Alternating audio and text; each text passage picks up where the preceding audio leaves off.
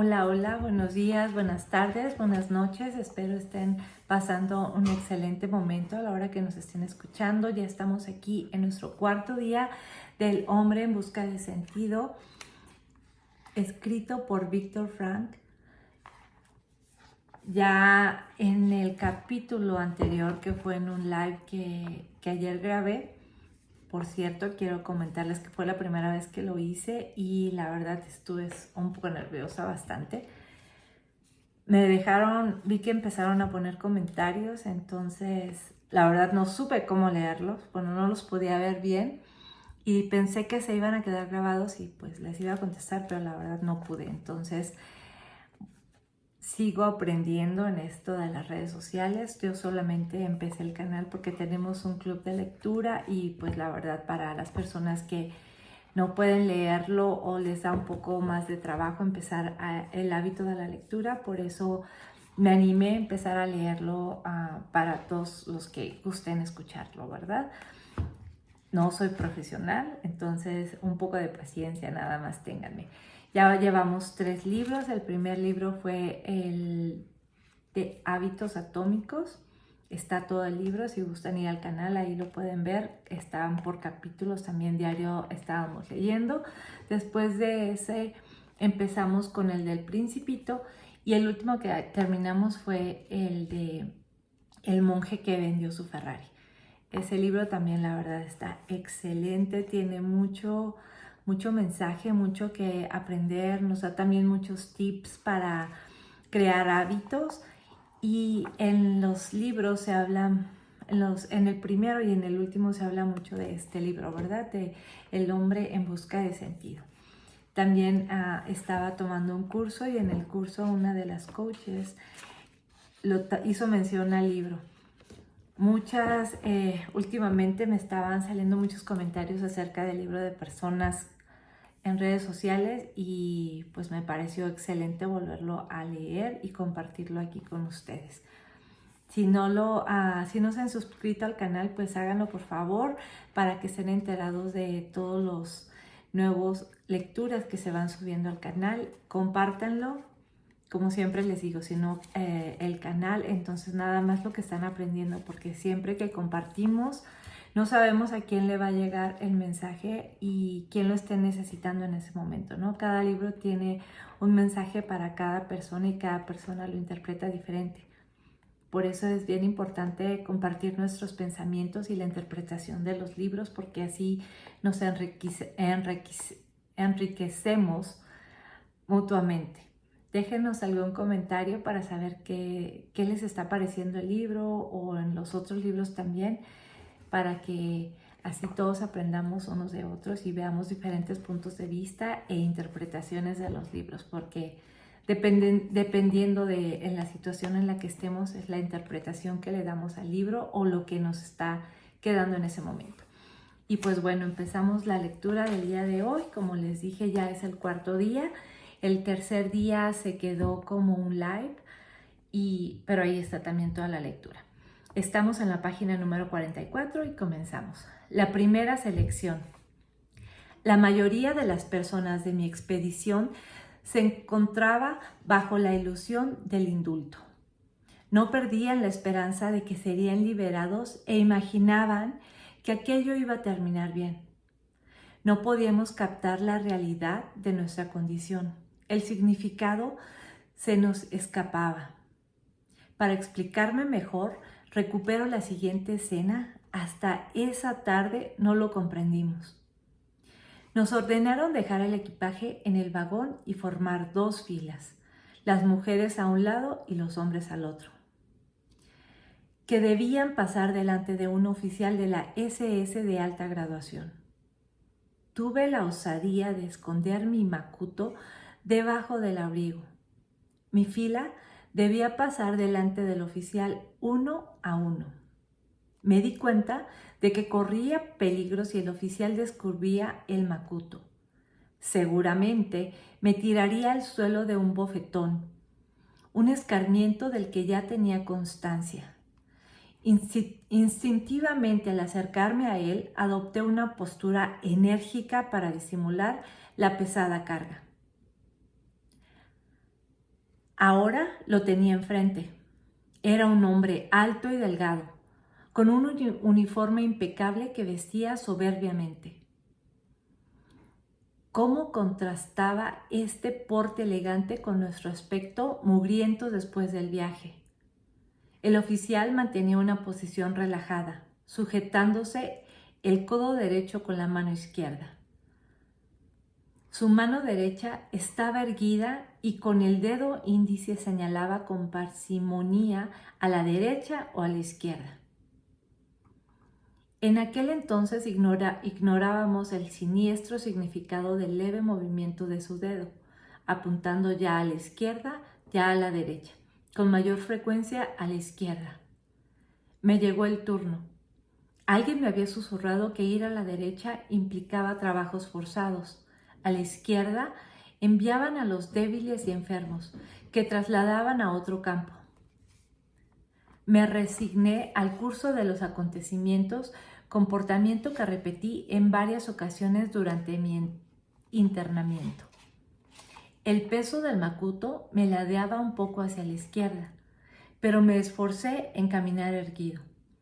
El hombre de la SS me escudriñó de arriba abajo, dudó un momento y entonces puso sus manos en mis hombros. Intenté demostrar la mejor voluntad. Me giró muy lentamente a la derecha y seguí en esa dirección.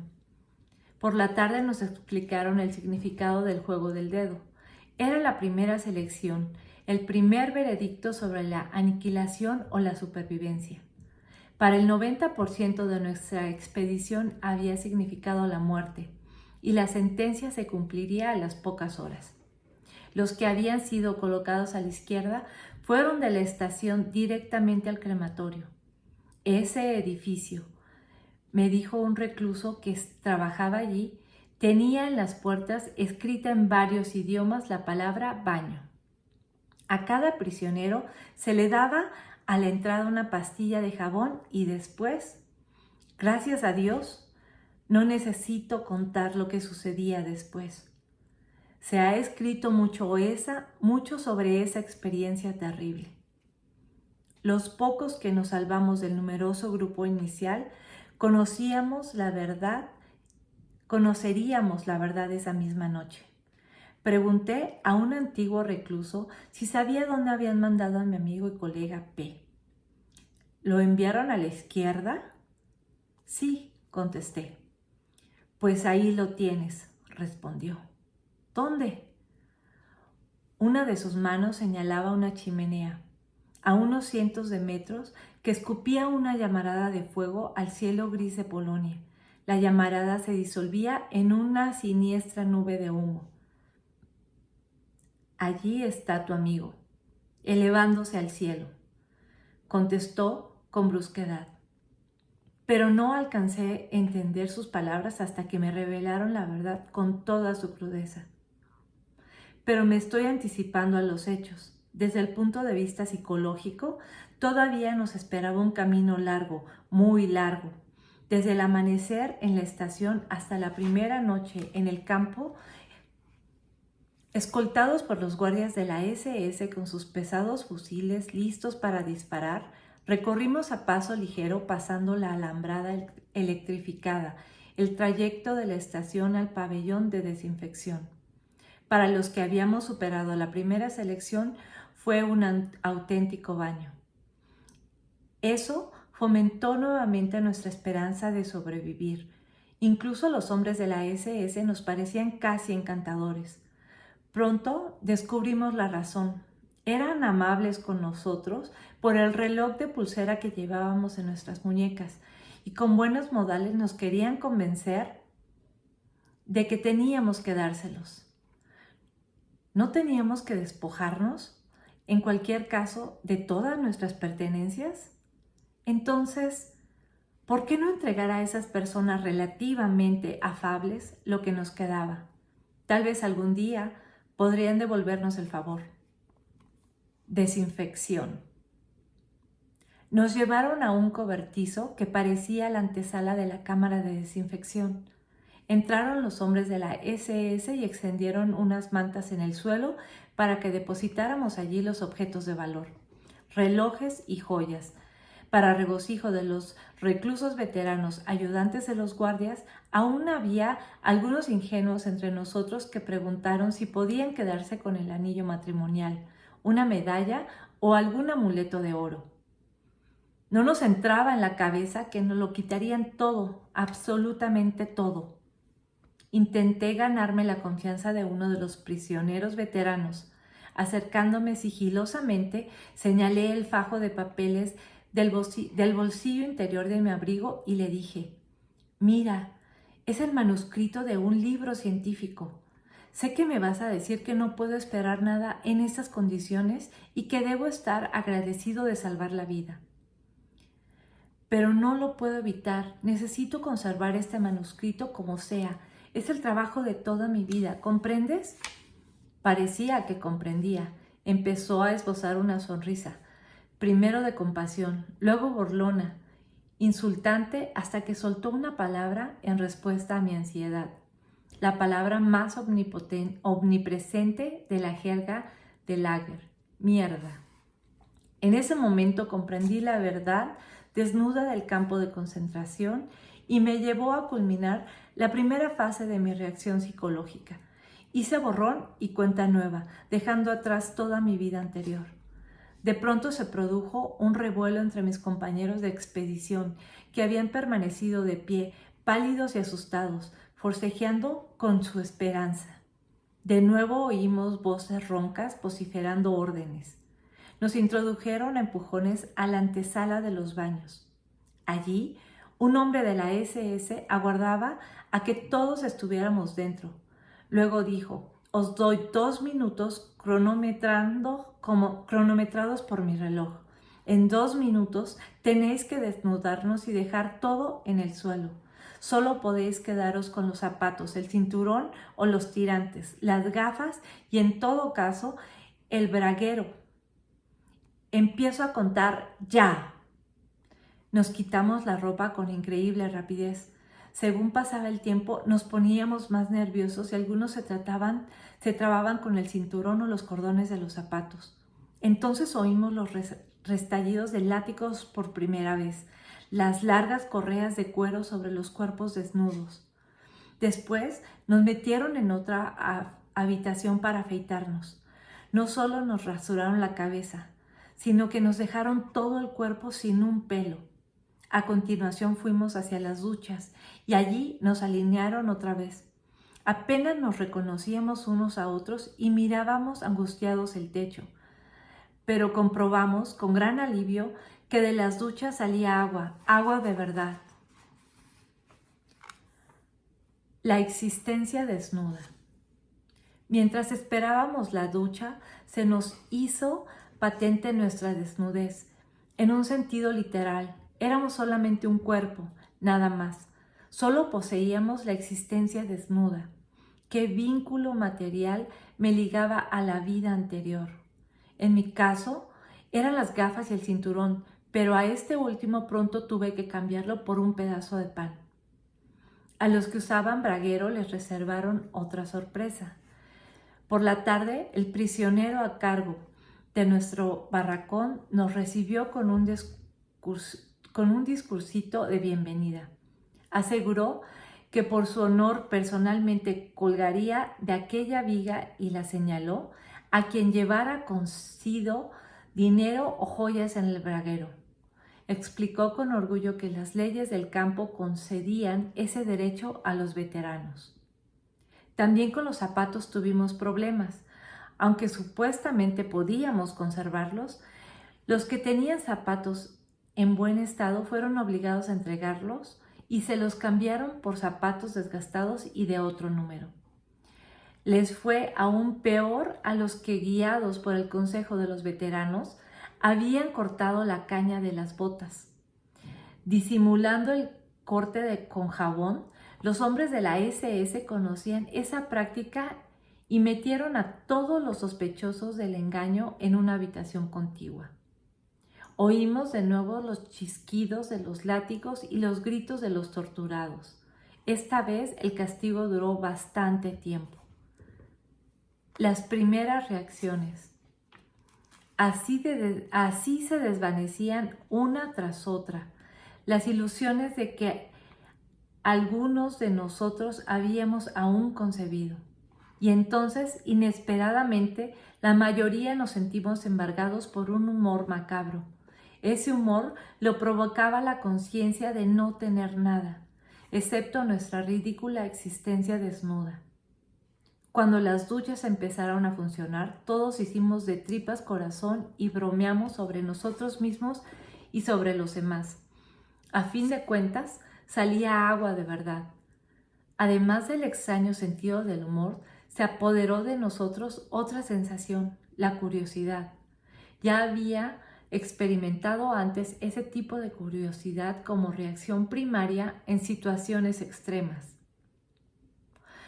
Cuando haciendo montañismo sufrí un accidente que casi me costó la vida, en el peor momento, durante un segundo o milésimas de segundo, sentí la aguda curiosidad de saber si saldría con vida, con el cráneo fracturado o con otras lesiones.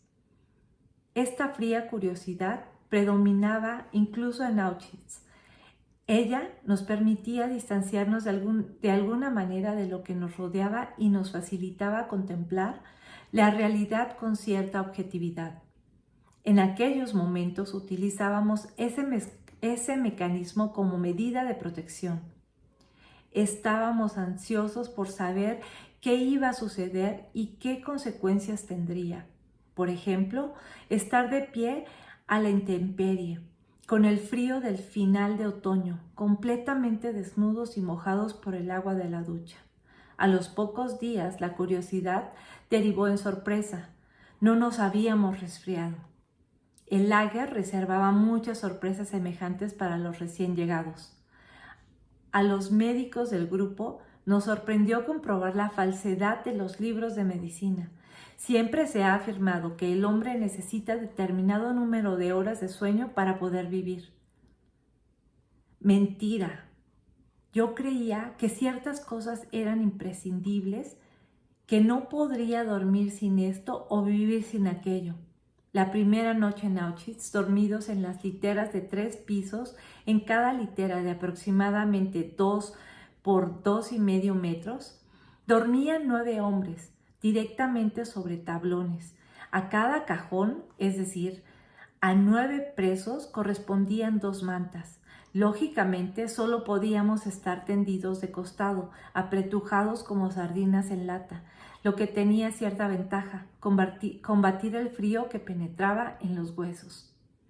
Algunos usaban de almohadas sus zapatos, aunque cubiertos de lodo, a pesar de que estaba prohibido. Había otra opción, bastante penosa. Para hacer una almohada, apoyar la cabeza sobre el pliegue casi imposible del brazo, a punto de dislocarse. Pues bien, en esas infames condiciones conciliábamos el sueño, que nos traía alivio y olvido de las penas durante unas horas. Quisiera señalar algo más sobre nuestra capacidad de soportar los envites del lager. A pesar de no cepillarnos nunca los dientes y de la carencia vitamínica que sufrimos, teníamos las encías más sanas que nunca. Resistíamos medio año con la misma camisa, si a eso se le podía llamar camisa.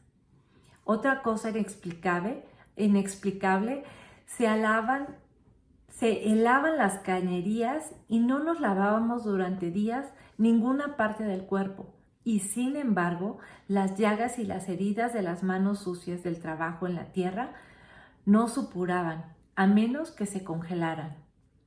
Un prisionero que antes tenía el sueño ligero, a quien despertaba el más mínimo ruido, ahora dormía profundamente con otro compañero apretujándose a su lado y roncaba en su oído.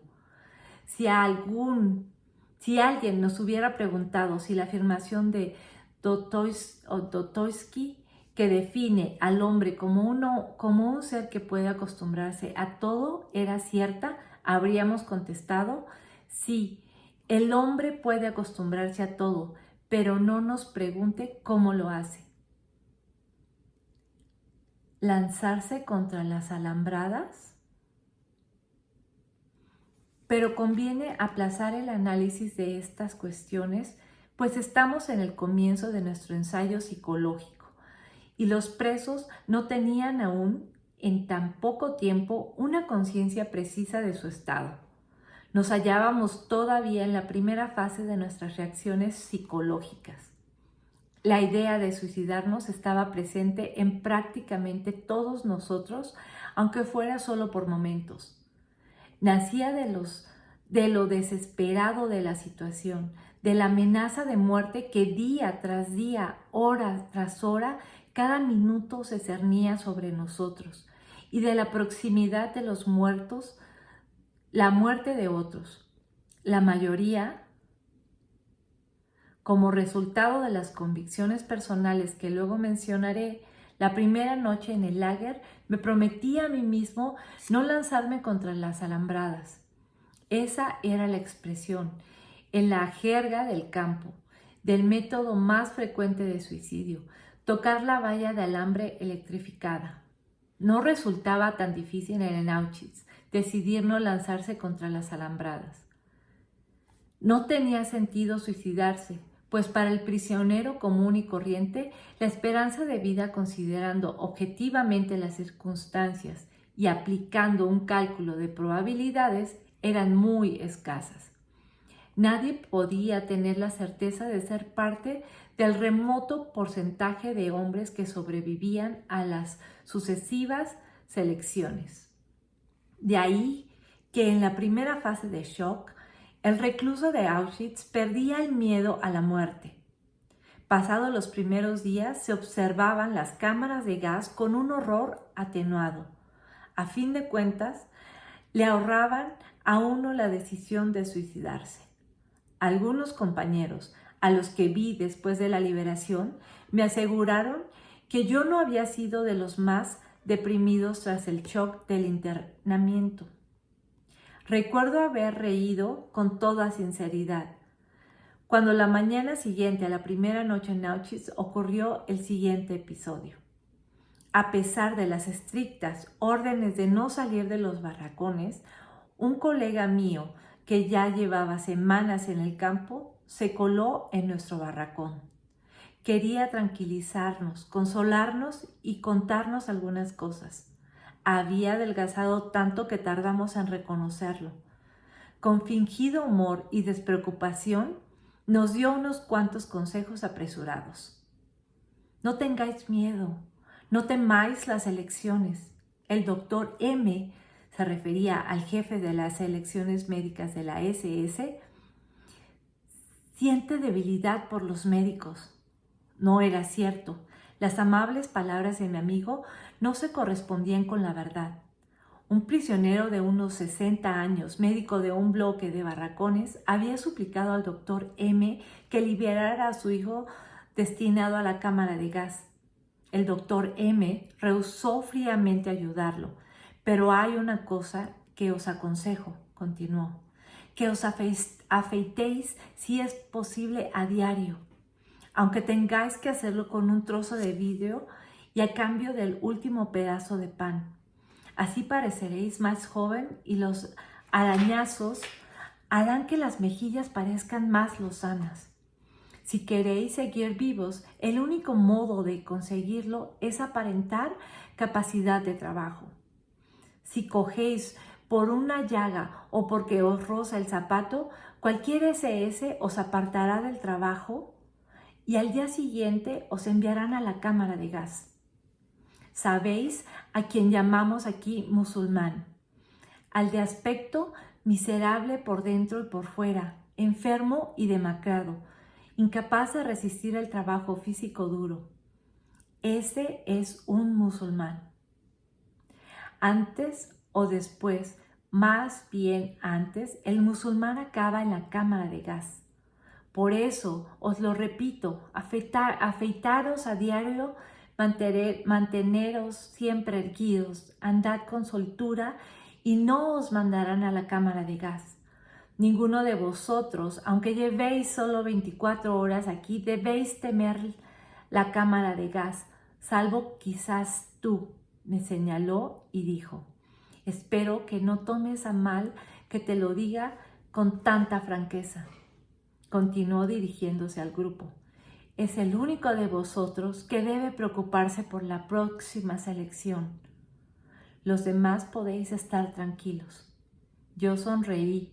Estoy convencido ahora de que cualquiera en mi lugar habría respondido aquel día de la misma manera, sonriendo. Creo que fue Lessing quien afirmó: hay cosas que pueden hacerte perder la razón, a no ser que no tengas ninguna razón que perder. Es una situación anormal. Una reacción anormal constituye una conducta normal. Incluso los psiquiatras esperamos que las reacciones de un hombre ante una situación anormal, por ejemplo la reclusión en un centro psiquiátrico, sean anormales en proporción a su grado de normalidad. La reacción de un hombre tras su internamiento en un campo de concentración supone también un estado psíquico anormal, pero si se juzga objetivamente en función del Lager, se trata de una respuesta normal y, como demostraré más adelante, es la reacción típica ante esas determinadas condiciones de vida. Y ya vamos a parar aquí en la página número 52. Y pues bueno, qué trágico todo esto, ¿verdad? El estar todos los días pensando si vas a ser el seleccionado a que te lleven a las cámaras de gas. No me puedo imaginar, ¿verdad? Si de por sí cuando pensamos nada más que nos van a pasar cosas, como nos entra esa angustia, ¿cómo se llama? Ese nerviosismo, y que no podemos a veces ni dormir. No me imagino cómo estar sin comer, sin dormir, con frío, como dice, todo desnudo y despojado de todo, de tu familia, y tener que seguir viviendo. Entonces, como dice él, es súper normal que se empiece a considerar el suicidio, me imagino. Y pues qué fuerte todo lo que vivieron, ¿verdad? Y todo lo que nos está contando que está pasando. Y también como que fuerza mental todos tienen. Y también se me hizo increíble, como dice, ¿verdad? Todo lo que siempre creemos, que no podemos estar sin dormir, que no podemos estar sin comer. A veces también como no valoramos todo lo que tenemos. Entonces yo creo que ahorita en este capítulo en especial, empezar un poco a reflexionar y dar gracias y estar agradecidos, ¿verdad? Por todo lo que tenemos.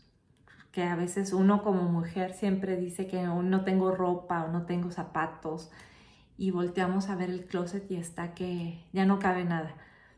Entonces valorar todo, también la comida, ¿verdad? ¿Cuántas veces no nos quejamos de cosas que no nos gustan, y aquí todo lo que no hacían por un pedazo de pan o, como dice, una sopa que aparentaba ser sopa, ¿verdad?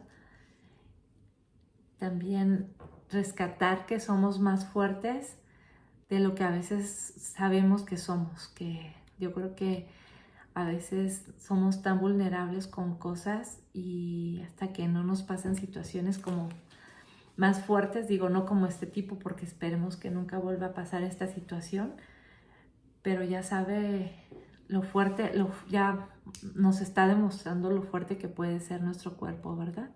Entonces cuidémoslos, agradezcamos ahorita todo con lo que estamos bendecidos, y a dar muchas gracias que estamos viviendo lo que estamos viviendo y teniendo lo que estamos teniendo, que tenemos libertad y que podemos escoger cómo vivir y qué poner en nuestra cabeza. Y pues gracias por acompañarnos. Compartan el libro si es que les está gustando, y si saben de alguna persona que también le interese el tema.